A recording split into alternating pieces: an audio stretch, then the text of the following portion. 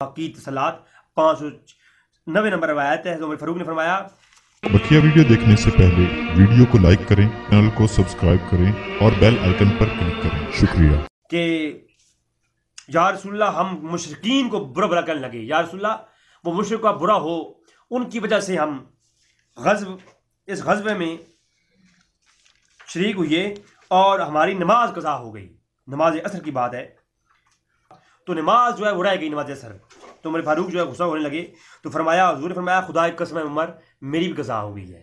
پھر حضور نے فرمایا وضو کرو، اور وضو کیا گیا اور حضور نے نماز عصر اور نماز مغرب اکٹھی پڑھائی. پہلے نماز عصر پڑھی گئی، پھر نماز مغرب پڑھی گئی. تو اب یہ اس طرف اشارہ ہے کہ دیکھیں کہ ہم جب ایمرجنسی کے حالات ہوں تو ایمرجنسی کے حالات میں نمازوں کو اکٹھا کرنا بھی جائز ہے، اور نماز کو وقت سے آگے پیچھے کر دینا بھی جائز ہے. اب نماز عصر کا وقت ہو، اب کرونا کی وجہ سے اگر نماز جمعہ میں مسائل آ رہے ہیں، وہ آگے چل کے میرا چیپٹر آ رہا ہے نماز جمعہ کے متعلق تو میں بتاؤں گا. تو یہ مسائل جو آ رہے ہیں اب ان پر کوئی اٹیک نہ کرے، کیونکہ حدیث کی روشنی میں ایسی کئی چیزیں موجود ہیں کہ ایمرجنسی حالات کے اندر، شور و غل کے اندر، ایسے مشکلات کے حالات کے اندر نمازوں کے اوقات بھی آگے پیچھے کیے گئے ہیں. عام حالات میں نماز وقت پہ پڑھنی چاہیے، سختی سے حکم ہے. لیکن جب ایسے واقعات، ایسے مسائل ہو جائیں تو نماز کو آگے پیچھے کر دینا وقت سے، تو یہ بھی حضور کی سنت ہے. اسلام یہ رستہ بھی دیتا ہے. اور پھر آپ حیران ہو جائیں گے، مسند احمد کے اندر ابو سعید خدری سے روایت ہے، اور دیگر کتب روایت، مسند ابو یعلا کے اندر بھی یہ روایت موجود ہے، المستدرک علی الصحیحین کے اندر بھی اکثار کا روایت موجود ہے. ابو سعید خدری روایت کرتے ہیں کہ ایک موقع، اسی جنگ کے موقع پر ہماری نماز ظہر بھی رہ گئی، نماز عصر بھی رہ گئی اور نماز مغرب بھی رہ گئی. پھر حضور نے نماز مغرب کے وقت حضور نے ہمیں نماز ظہر بھی پڑھائی، نماز مغرب بھی پڑھائی اور نماز عشاء بھی پڑھائی. 4 نمازیں اکٹھی کر دی گئیں. اب مجھے آپ بتائیں شریعت کو زیادہ سمجھنے والے لوگ کون تھے؟ اس لیے میں یہ کہتا ہوں کہ ان چیزوں پہ گھمارائی نہ کی جائے. اگر ایران کا یہ موقف ہے کہ مسجد ویران نہیں ہونی چاہیے تو وہ بھی حق پہ ہے، اور اس پہ میرا اگلا لیکچر آئے گا کہ مسجدوں میں ویران مسجد نہ ہوں، خالی مسجد نہ کریں، اس میں 2 لوگ یا 3 لوگ جائیں اور جمعے کی نماز ہو اور باقی نمازیں بھی ہوں. 2 لوگ ہوں تو جمعہ ہو جاتا ہے، اور امام اعظم حنیفہ کے نزدیک تو 3 لوگ ہوں یا 4 لوگ ہوں تو جمعہ ہو جاتا ہے. تو امام اعظم حنیفہ کے نزدیک 4 لوگوں سے جمعہ ہو جاتا ہے، ایک امام، ایک مؤذن اور 2 اور لوگ، جمعہ ہو جاتا ہے. تو پھر وہ لوگ جائیں اور 4 لوگ جا کے جمعہ پڑھیں. اگر کچھ لوگ اور بھی آنا چاہیں تو آپ چیک کریں، یقینی لوگ جو لوگ اس واقعی کرونا کی مرض میں مبتلا نہیں ہیں وہ جا کے جمعہ پڑھیں. ایرانیوں سے بات نہیں ہو رہی، پاکستانیوں سے بات ہو رہی ہے، پاکستانی حضرات. لیکن اب سعودیہ کو میں سلام پیش کرتا ہوں، اگر وہ لوگ اس چیز کو روک رہے ہیں تو اس میں حضور کی عین حدیث پہ جو ہے نا عمل ہے. میں آگے چل کے وہ حدیث پیش کرتا ہوں کہ ہنگامی حالات میں جمعے کو چھوڑ دینا، جمعے کو ترک کر دینا، اپنے اپنی جگہ گھروں میں نماز پڑھنا، یہ حضور کی سنت ہے. اور اس پہ میں آگے حدیث پیش کروں گا. سب سے پہلے مجھے یہ بتائیں، کیا نماز عام حالات میں نماز اگر سفر میں ہو تو اس کی جو ہے نا قصر ہے کہ نہیں ہے؟ جی ہے. کیوں؟ کیونکہ آپ سفر میں ہیں. ایک عام بات بتا رہا ہوں. تو نماز جو عین وقت پہ فرض ہے، اگر سفر میں ہو تو آپ وہ نماز قصر کر کے پڑھتے ہیں. کیوں؟ کیونکہ حضور کا ہے، فرمان ہے. اور یہ سفر آج کا سفر وہ سفر نہیں رہا. پہلے دور میں تو سفر مہینوں کو ہوا کرتا تھا، اور آج سفر کیسا ہے؟ آپ 10 گھنٹوں میں امریکہ سے جو ہے انگلینڈ سے پاکستان آ جائیں، پاکستان سے انگلینڈ، کوئی مشقت ہے ہی نہیں. آپ آرام سے بیٹھیں اور آپ کو سفر ہو جائے گا آپ کا. تو اس سفر میں تو ہونا ہی چاہیے. اگر کوئی اس سفر میں نماز پوری پڑھتا ہے تو وہ بھی شریعت پہ عمل پیرا ہے، اور اگر کوئی قصر پڑھتا ہے تب بھی وہ شریعت پہ عمل پیرا ہے. دونوں طرح کی رخ موجود ہیں اسلام کے اندر. تو نماز قصر. اور روزے کے لیے آپ دیکھیں، مسافر کے لیے روزہ چھوڑ دیا گیا. کیوں؟ وقت پہ روزہ نہیں، بعد میں رکھ لو. بوڑھے کے لیے روزے کی جو ہے نا وہ چھوٹ دی گئی. اسی طرح اور کئی جو اسلام کے شرعی فرائض کام جو ہیں ان کو وقت سے ہٹا دیا گیا، کیونکہ حالات کو دیکھ کر کے اسلام کے احکام جاری ہوتے ہیں. جیسے صحت ہے، اگر کوئی مریض ہے یا کوئی بوڑھا ہے تو وہ فدیہ دے، روزہ نہ رکھے. تو یہ دیکھیں آپ، اسلام نے ہر طرح کے رستے دیے ہیں اسلام آسان دین ہے، نہ کہ اس طرح کے مشکل بنا دیا جائے۔ اب دیکھیں صحیح بخاری کے اندر کتاب الجمعہ ہے، اور کتاب الجمعہ اور جو ہے نا بارش کا بیان، یعنی جمعہ والے دن بارش کا بیان اور نماز جمعہ کا بیان، بخاری کھولیں آپ دیکھیں حضرت عبداللہ بن عباس نے حکم دیا، روایت کا نمبر ہے 900 صحیح بخاری،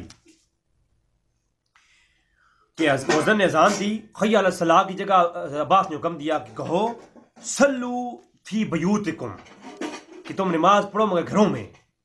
جمعہ تھا، کیچڑ ہو گیا تھا، راستے خراب تھے۔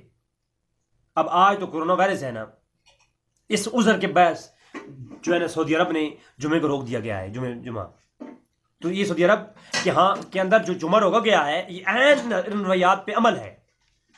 حضور نے خود یہ راستہ دیا ہے ہمیں، اور صحابہ کرام نے راستہ دیا ہے ہمیں، کہ عذر کی بنیاد پر آپ جمعے کو ترک کر سکتے ہیں، گھروں میں نماز پڑھیں۔ تو عبداللہ بن عباس جو کہ ترجمان القرآن ہیں اور مفسر قرآن ہیں، اور آپ دیکھیں وہ کیا کرتے ہیں کہ کہتے ہیں کہ جب آپ جمعے کا دن تھا اور بارش تھی اور کیچڑ تھا ہر طرف، لوگوں کو مصیبت ہوگی، اس وجہ سے آپ نے حکم دیا کہ صلو فی بیوتکم، کہ تم مؤذن نے اذان دی حی علی الصلاۃ نہ کہو کہ آؤ نماز کی طرف، کہو کہ گھروں میں نماز پڑھو۔ تو یہ حکم جو دیا، یہ کیوں دیا؟ عذر کی بنیاد پر۔ تو اسی طرح عذر کی بنیاد پر جمعے کا جو یہ لاک ڈاؤن ہے، یہ کرنا اس پہ کوئی قباحت نہیں ہے، گھروں میں نماز پڑھیں۔ اور یہ کوئی ایک دفعہ نہیں ہوا، اگر اس پر میں کم سے کم میں جب حدیثیں گنی تو اس پہ تقریباً 34 روایات مجھے کتب حدیث میں مختلف عنوانات اور مختلف طرق سے ملی ہیں کہ جمعے صحابہ کرام نے گھروں میں پڑھے ہیں، حضور نے اعلان فرمائے، صحابہ کرام نے اعلان فرمائے۔ میں چند صرف ایک دو روایات آپ کے سامنے پیش کروں گا۔ اسی طرح کتاب الاذان کے اندر بھی یہی بخاری کی روایت موجود ہے، اور سنن ابو داؤد کے اندر کتاب الجمعہ اور فی جمعہ، کتاب الجمعہ، اور اس میں باپ ہے پورا کہ جمعے کا دن بارش کا بیان، حدیث کا نمبر ہے 1050۔ عبد ابن ملیح بیان کرتے ہیں اپنے والد سے کہ غزوہ حنین والے دن بہت بارش والا دن تھا، اور حضور نے اعلان فرمایا، جمعے کا دن تھا، اور وہ غزوہ حنین کا دن جمعے کا دن تھا اور بارش والا دن تھا۔ حضور نے اعلان فرمایا ان الصلاۃ فی الرحال، مؤذن نے اذان دی اور کہا کہ آپ ان الصلاۃ فی الرحال، کہ اپنے اپنے خیموں میں، اپنی اپنی آرام گاہوں میں نماز ادا کرو۔ نماز جمعہ تھی، نماز جمعہ کو ترک کر دیا اور حکم کیا دیا؟ اپنے اپنے خیموں میں نماز ادا کرو، آرام گاہوں میں۔ اب حضور صلی اللہ علیہ وسلم جمعے کی اہمیت سمجھتے تھے، خود سراپا شریعت ہے حضور اکرم صلی اللہ علیہ وسلم، لیکن فرمایا جمعہ جو ہے آپ کیا کرو، گھروں میں اپنی آرام گاہوں میں ادا کرو نماز۔ اسی طرح سنن ابو داؤد کے اندر اور سنن ابی یعلا کے اندر بھی روایت موجود ہے، کتاب جمعہ یوم البارش، حدیث کا نمبر ہے 10,057۔ حدیبیہ سن 6 ہجری کے اندر جب صلح حدیبیہ کا واقعہ پیش آیا، جمعے کا دن تھا، بارش کا دن تھا، فرمایا کہ حضور نے حکم دیا کہ اپنے اپنے خیموں میں جا کے نماز ادا کرو، اپنے اپنے خیموں میں ہی ٹھہرے رہو اور وہاں پہ نماز جمعہ ادا کرو، یعنی نماز ادا کرو۔ جمعے کے لیے باہر نکلنا اور جمع کرنا اور مجموعے کے ساتھ ایک جگہ اکٹھا ہو کر نماز ادا کرنا منع فرما دیا۔ اگر بارش عذر ہو اور جمعہ ترک ہو جاتا ہے، حالانکہ بارش میں ہوتا کیا ہے، کسی کی جان نہیں جائے گی، کسی انسانیت کی جان جانے کا خطرہ نہیں، کسی کو بیماری لگنے کا خطرہ نہیں، بس پھسلنے کا ڈر ہے اور پاؤں گندے ہونے کا ڈر ہے۔ اور جب پاؤں گندے ہوتے تھے تو خیموں کے اندر جاتے تو خیمہ پورا گندا ہوتا تھا، تو یعنی وہ کیچڑ پھیلنے کا ڈر ہے۔ کیچڑ پھیلنے کی وجہ سے حضور نے جمعے کو مخصوص کر دیا گیا، اور جمعے کی نماز اپنے خیموں میں ادا کرو۔ تو جب کیچڑ کے پھیلنے کی وجہ سے جمعہ کو ترک کر کے اور عام نماز گھروں میں اپنی آرامگاہوں میں پڑھنے کا حکم ہے، تو مجھے بتائیں اس جان لیوا بیماری کی وجہ سے اگر مسلمان گھروں میں نماز ادا کر رہے ہیں 1-2 جمعے، تو اس میں حرج کیا ہے؟ اب یہ دوسرا جمعہ ہے جو سعودی عرب میں نہیں ہوا، تو اس میں سعودی حکومت نے جو حکم دیا عین ان حدیث کے حکم کے مطابق ہے۔ تو آئے کہ رب تعالیٰ جن لوگوں نے یہ جو ہے نا ان حدیثوں کو سامنے لانے کے لیے یہ وقت، یہ اعتراض اگر نہ ہوتا اور یہ ایکشن نہ ہوتا، تو یہ حدیثوں کو سامنے کون لاتا جمعے کے متعلق، اور انہوں نے اس وجہ سے حضور کی یہ سنت بھی سامنے آئی. پھر آپ اس میں مزید دیکھیں، ایک تواتر ہے حدیث کا کہ جب اس طرح کی بیماری پھیل جائے، اس بیماری کی پھیلنے کی وجہ سے آپ نے کرنا کیا ہے، حکم کیا ہے؟ آپ نے جو ہے گھروں میں بیٹھنا ہے، گھروں میں لاک ڈاؤن کی صورت میں بیٹھنا ہے، اور دوسروں سے میل ملاپ نہیں رکھنا، دوسروں سے مساوا نہیں کرنا. اس کے اگلی لیکچر میں آئے گا اس پہ. اور دوسروں سے گلے لا کے نہیں ملنا، دوری سے سلام کرنا ہے. کہ قرآن یہ حدیث سے بالکل یہ چیز حکم ثابت ہے، اس پہ کوئی بات نہیں ہے. دعا کہ رب تعالیٰ ہمیں ان چیزوں سے محفوظ رکھیں.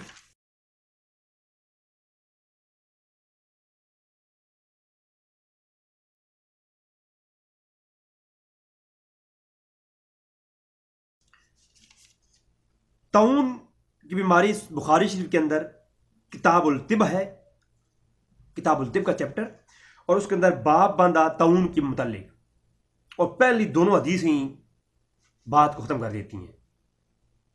انشاءاللہ تبارک و تعالیٰ میں جے پی جی انشاءاللہ تبارک و تعالیٰ لگا دوں گا ویڈیوز کے اوپر، تاکہ آپ لوگ پڑھ بھی سکیں. کہ بخاری کا میں سکین بھی ساتھ انشاءاللہ تبارک و تعالیٰ لگا دوں گا، تاکہ آپ دیکھ سکیں حدیث کے اندر کیا ہے. سب سے پہلی بخاری کی یہ روایت میں آپ کو پیش کرتا ہوں. باب ما ذکر فی طاعون، باب نمبر 30 ہے بخاری شریف کے اندر. اسامہ بن زید رضی اللہ تعالیٰ عنہ سے روایت ہے کہ وہ کہتے ہیں میں نے ساتھ سے مجھ سے بیان کیا کہ نبی صلی اللہ علیہ وسلم نے فرمایا کہ جب تم سنو کسی جگہ طاعون کی بیماری پھیل گئی ہے، طاعون یا طاعون جیسی کوئی بیماری بھی، اس کے بارے میں حکم دیکھیں آپ کہ جب تم سنو کہ کہیں طاعون کی وبا پھیل گئی ہے. اور آگے حدیث دکھاؤں گا جس میں یہ حضور نے فرمایا کہ تم سنو کہ کہیں ایسی وبا موذی وبا پھیل گئی ہے جس شہر میں، آگے وہ روایت آئے گی. تم کیا کرو؟ اللہ اکبر. فرمایا کہ اس شہر میں مت داخل ہو. کیا کرو؟ جس شہر میں تم سنو کہ طاعون پھیل گئی ہے، فلا تدخلوها، اس میں داخل نہ ہو. یعنی اس وقت چائنا میں پھیلی تو حکم یہ تھا حدیث کی روشنی میں کہ اس میں نہ داخل ہو جاؤ، اس میں داخل ہو نہیں ہونا. یہ پہلا موضوع. اب حدیث کے اگلے لفظ فرمایا اور لیکن جہاں تم موجود ہو اور اگر وہاں وہ بیماری پھیل جائے تو کیا کرو؟ فلا تخرجوا منها، تم وہاں سے بھاگو نہیں، وہاں سے خارج نہ ہو. اب اس پہ سائنٹیفک گفتگو ہو تو مزہ ہی آ جائے گا کہ کیوں، اس کے پیچھے وجوہات کیا ہیں. آج کے زمانے میں جب سائنٹیفک گفتگو ان حدیث پہ کی جائے تو نبی کریم صلی اللہ علیہ وسلم کی شان سامنے آتی ہے. ناظرین آپ بتائیں کہ آج سائنس کیا کہہ رہی ہے کہ جہاں بیماری والے لوگ ہوں وہاں سے وہ بندہ باہر نہ جائے. کیوں؟ وہ ہمیں جراثیم ساتھ لے کے جائے گا، وہ جراثیم کیری کر رہا ہوگا، اور جب وہ جراثیم لے کر کہیں اور جائے گا جو اسے ملے گا وہ بھی اس بیماری میں مبتلا ہو جائے گا.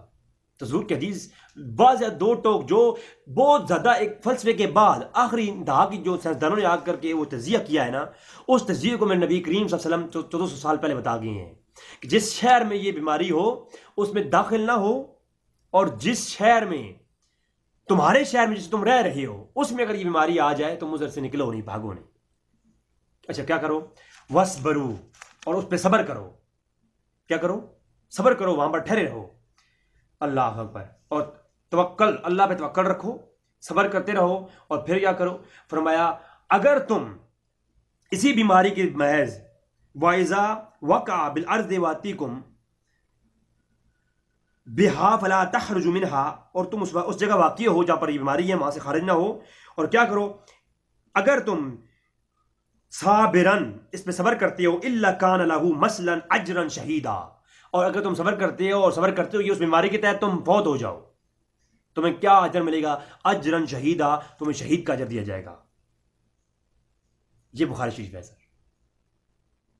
اور یہ احکام ہے. آج یہ کہتے ہیں اللہ کی جو ہے نا حکم سے بیماری آتی ہے، تو بے شک اللہ کے حکم سے آتی ہے، اور اللہ کے حکم سے بیماری آتی ہے، اس کی تدبیر اور اس کی احتیاط کرنے سے اللہ نے نہیں روکا. اس سے دعا کرنا ایک جو تدبیر ہے، آپ علاج کروانا تدبیر ہے. اسلام تدبیر سے نہیں روکتا. اللہ پہ توکل رکھو اور تدبیر ضرور کرو. تدبیر تقدیر کو بدل دیتی ہے. لا يرد القضاء الا الدعاء، صحیح جامع ترمذی کی روایت ہے، تمہاری تقدیر کو کوئی چیز نہیں بدل سکتی مگر دعا۔ تقدیر بے شک ہے ہی ہے، لیکن تدبیر بھی کسی چیز کا نام ہے، آگے چل کے گفتگو اس پہ بھی آئے گی۔ تو فرمایا تم وہیں اگر رہے ہوئے فوت ہو گئے، تمہاری شان کیا ہوگی؟ تمہیں شہید کا اجر دیا جائے گا، شہادت کے مرتبے پر تمہیں فیض کیا جائے گا۔ تو حکم یہ تھا کہ جہاں یہ بیماری پھیلی وہاں سے کوئی بندہ خارج نہ ہوتا تو یہ بیماری پھیلتی نہیں۔ کیوں؟ یہ بیماری ایک سے دوسرے میں پھیلتی ہے۔ جب علماء پاکستان نے کہہ رہے ہیں کہ یہ بیماری حضور نے فرمایا نہیں پھیلتی ایک جگہ سے دوسری جگہ، تو اس پہ اگلا ٹاپک میرا اگلا لیکچر ریکارڈ کروانے والا ہوں میں، ابھی اس پہ گفتگو کرنا میرا نہیں ہے، موضوع نہیں ہے۔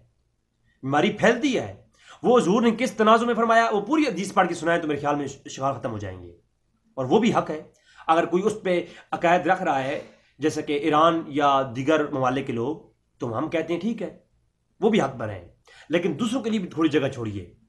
زیادہ پختہ موقف اسی پر ہے کہ بیماری ایک بندے سے دوسرے بندے میں پھیلتی ہے، اور حضور نے اس پہ احتیاط کرنے کے لیے ہمیں حکم فرمایا ہے۔ ورنہ حضور کبھی نہ کہتے اس جگہ نہ جاؤ جس جگہ پہ بیماری طاعون پھیلی ہوئی ہے۔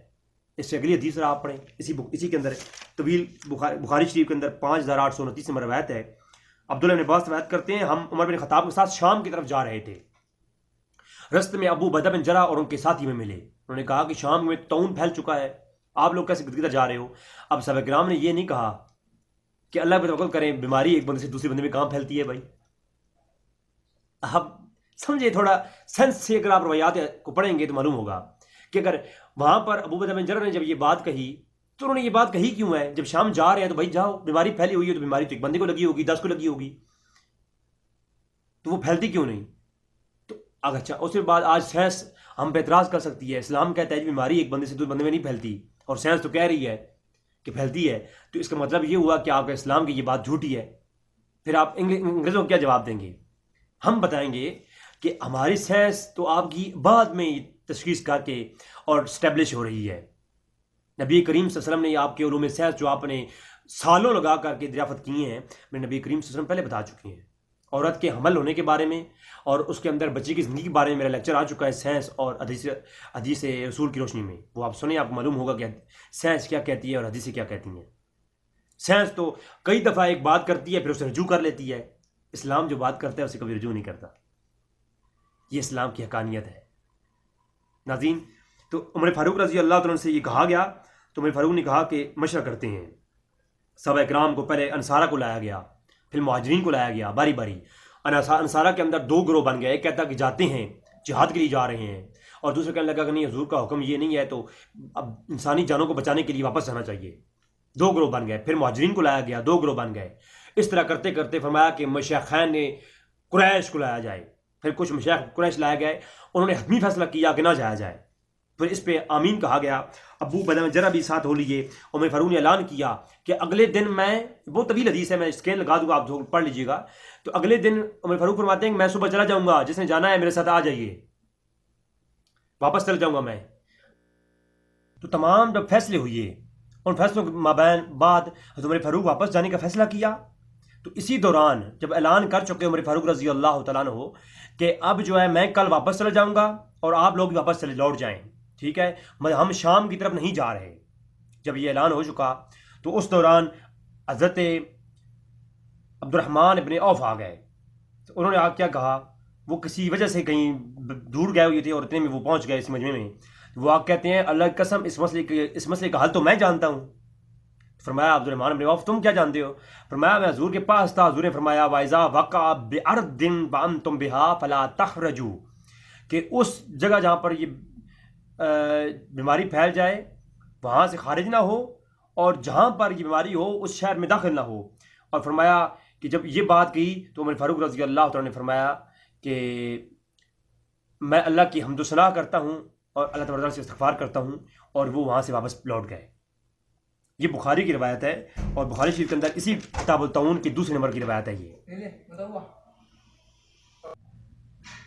اور پھر اسی طرح کی روایات آپ دیکھیں صحیح بخاری کی کتاب الحدیث الانبیاء 3474، اور اس طرح کتاب الطب کے اندر 1734، دیگر جگہ پہ حضرت عائشہ صدیقہ رضی اللہ تعالیٰ عنہ آپ روایت کرتی ہیں کہ ینقض فی بلاد ہی صابرن، جو کوئی بھی یہ طاعون کی بیماری پر صبر کرتے ہوئے فوت ہو گیا تو کیا ہوا، الا کان لہ مثل اجرا شہیدا، اس شہید کا اجر الگ طرف سے دیا جائے گا۔ تو یہ جو لاک ڈاؤن کا جو نظریہ ہے، لاک ڈاؤن کا نظریہ یہ قرآن و حدیث سے موجود ہے۔ آپ دیکھیں کہ حضور ایک نے منع فرمایا اس شہر کو لاک کر دو جس میں طاعون ہو، اسے باہر کوئی نہ جائے، اور اس شہر کو لاک کر دو، اور جس شہر میں تم رہتے ہو اس میں اگر ہو تو اس کے اندر ہی رہو، باہر نہ جاؤ۔ آپ خود بتائیں مجھے کہ یہ جو لاک ڈاؤن کا تصور ہے، یہ جو لوگ کہہ رہے ہیں جی یہ ہو جائے گا، تو یہ خود نبی کریم صلی اللہ علیہ وسلم کے زمانے میں حضور نے یہ تصور دیا ہے۔ بلکہ آپ مزید دیکھیں مسند احمد بن حنبل کے اندر تو وضاحت اور ہی وضاحت ہو گئی نا۔ تو اب اس سے اگلی تو ناظرین اب اگلی روایت جو ہے وہ مسند احمد بن حنبل کے اندر اور مسند طیالسی کے اندر کتاب الطب کے اندر موجود، اور مسند احمد بن حنبل کے اندر جب حضرت عائشہ صدیقہ کی روایات کا بیان ہے، عائشہ صدیقہ کی جہاں روایت کا بیان ہے وہاں پر بھی یہ حدیث موجود ہے، اس کا نمبر ہے 2629، اور عائشہ صدیقہ فرماتی ہیں فَلَيْسَ مِن رُجُلٍ يَقْعَ الطَّاعُونُ فَيَمْكُثُ فِي بَيْتِهِ صَبْرًا۔ اب یہاں پر ہر بندے کے لیے آ گیا، وہ پیچھے جو تھا نا کہ جو پورے شہر کو لاک کر دو، یہاں پر میں جس بندے کو طاعون ہو جائے، جس بندے کو طاعون کی وبا ہو جائے، بیماری وبا ہو جائے، وہ کیا کرے، وہ اپنے گھر میں اسے بند کر دو، وہ گھر میں رہے، ٹھیک ہے، اور صابرن صبر کر کے، ٹھیک ہے، الا کان لہ مثلا اجرا شہیدا، اگر وہ مر گیا تو اسے اجر شہید ملے گا۔ یعنی جس بندے کو کرونا وائرس ہو جائے یا طاعون کی بیماری ہو جائے، اب کچھ لوگ یہ کہتے ہیں جی ان کو اکیلا کر چھوڑ دیں، یا خاندان والے کہتے ہیں کہ ہمیں ملنے نہیں دے رہے، تو ان کو الگ کمرے میں الگ جگہ بند کر دو، ٹھیک ہے۔ تو پھر کیا ہوگا کہ اگر وہ اس حالت میں مر گیا تو اسے کیا ہوگا، اسے شہید کا اجر دیا جائے گا۔ تو یہ بھی آپ معلوم ہو گیا کہ ہر بندے کے لیے بھی حضور نے حکم فرمایا ہوا ہے کہ اس بیماری میں اس کو رکھیں آپ۔ اب ٹچ کرنا، حضور نے کن کن سے مسح نہیں کیا، حضور نے کن کن سے ہاتھ نہیں ملایا جو برس کی بیماری میں مبتلا تھے، جزام کی بیماری میں مبتلا تھے، اور حضور نے کن کن لوگوں کو کن کن سے الگ رہنے کا حکم دیا۔ یہ ایک اگلی نشست آئے گی، کیا بیماری جو ہے قرآن و حدیث کی روشنی میں، کیا بیماری ہاتھ ٹچ کرنے سے پھیلتی ہے؟ قرآن و روشنی تو حدیث کی روشنی میں انشاءاللہ وہ گفتگو ہوگی، اس میں آ جائے گا کہ حضور نے کن کن لوگوں سے ہاتھ نہیں ملایا، حضور نے کن کن لوگوں سے ہاتھ ملانے سے منع فرمایا، اور حضور صلی اللہ علیہ وسلم نے کن کن لوگوں سے بچ کے رہنے کا کہا ہے۔ وہ ایک الگ موضوع ہے، پھر وہ ایک الگ ہو جائے گی۔ صرف آج میں لاک ڈاؤن کی اور بات کر رہا ہوں، اور جمعہ کی نماز کے متعلق آگے گفتگو آئے گی۔ تو یہ تو بیسک تھوڑا سا میں کر رہا ہوں کہ دیکھیں لاک ڈاؤن کا تصور دیکھیں، جس بندے کو یہ بیماری ہو وہ کیا کرے، کمرے میں بند کر کے بیٹھے صبر کے ساتھ۔ اچھا، پھر علامہ دہلوی نے فردوس الاخبار کے اندر اس روایت کو لیا، اور مسند احمد کے اندر بھی حسن صحیح روایت ہے، مسند ابو یعلا کے اندر بھی موجود ہے۔ تو علامہ اصفہانی نے بھی اس کو جو ہے عبداللہ بن اوفا کی سند کے ساتھ ایک نئی مضمون کے ساتھ اس کو روایت کیا۔ تو امام حسین علیہ السلام اس کے راوی ہیں کہ وہ فرماتے ہیں میں نے اپنے ابو سے سنا، اور میرے ابا جان فرماتے ہیں حضور نے فرمایا کہ جذام کا مرض جس کو ہو جائے اس کی طرف نظر جما کے نہ دیکھو۔ اچھا، اور وَإِذَا كَلَّمَ تُتُمْهُمْ فَلَا يَكُنْ بَيْنَكُمْ وَبَيْنَهُمْ كَيْدُ رُوحٍ۔ جذام کا مرض جس کو ہو جائے، وَإِذَا كَلَّمَتُمْهُمْ فَلَا يَكُنْ بَيْنَكُمْ وَبَيْنَ كَيْدِ رُوحٍ، کہ ان کے مابین ان کی جو ہے جب تم کسی جذام کے مرض والے سے کلام کرو، بات کرو، تو بات کرنے کا سٹائل یہ ہونا چاہیے کہ کم سے کم آپ ایک نیزہ دور رہیں۔ اور بعض روایات میں آیا ہے کہ آپ ایک نیزے سے 2 نیزہ دور بیٹھ کے بات کریں۔ جذام والے مریض حضور فرما رہے ہیں، کیا حضور زیادہ کوئی انسانیت کی سے محبت کرنے والا شخص ہے؟ تو نبی کریم صلی اللہ علیہ وسلم کتنی محبت کرنے والی شخصیت ہے انسانیت کے ساتھ، تو وہ بھی فرما رہے ہیں کہ جذام والے مرض سے ایک نیزہ دور بیٹھو۔ اب جذام والے مرض سے ایک نیزہ دور بیٹھنے کا حکم نبی کریم صلی اللہ علیہ وسلم نے دیا ہے، اور ایک نیزے کی آج جو ہے کرونا وائرس والے سے دور کتنا بیٹھنا چاہیے؟ آج سائنس کی آپ جائیں بھی شک نیٹ پہ آپ ریسرچ ماریں تو ڈاکٹرز کا کہنا ہے کہ جو کرونا مریض ہو نا کرونا کا، اس سے 8 فٹ کی دوری پر بیٹھے ہیں. اب 8 فٹ اور ایک نیزہ کا جو فاصلہ ہے وہ ایک جیسا ہوتا ہے. ایک نیزہ 8 جو ہے فٹ کا ہی ہوتا ہے، 3 ہاتھ کا ہوتا ہے، یعنی 8 فٹ کا ایک نیزہ ہوتا ہے. تو جو ایک نیزہ ہے اتنے فاصلے پر آپ بیٹھیں، یعنی 8 فٹ کے فاصلے پر بیٹھیں آج کل کی سائنس کے مطابق. تو وہی چیز جو آج سائنس بتا رہی ہے وہ نبی کریم صلی اللہ علیہ وسلم 14 سال پہلے بتا چکے ہیں. جذام کے مرض والے سے ایک نیزہ کی دوری پر بیٹھے. تو اب یہ کوئی نہ کہے کہ کوئی مریض، اب کرونا وائرس کے مریض بھی سن لیں، اگر آپ سے کوئی بندہ دور بیٹھ رہا ہے تو اس کا مطلب یہ نہیں وہ آپ سے نفرت کرتا ہے، بلکہ وہ آپ کے بھلے کے لیے ہے. ٹھیک ہے، اس کے لیے بھلا ہے، آپ کے لیے بھلا ہے، اور نبی کریم صلی اللہ علیہ وسلم کی سنت ہے کہ جو بیمار ہو اس کے سے تھوڑا دور بیٹھیں 8 فٹ کے فاصلے پر. اب بخاری شریف کے اندر ایک اور روایت میں آپ سے پیش کر دیتا ہوں. حضرت جابر بن عبداللہ انصاری یہ روایت کرتے ہیں کہ بخاری شریف کے اندر باب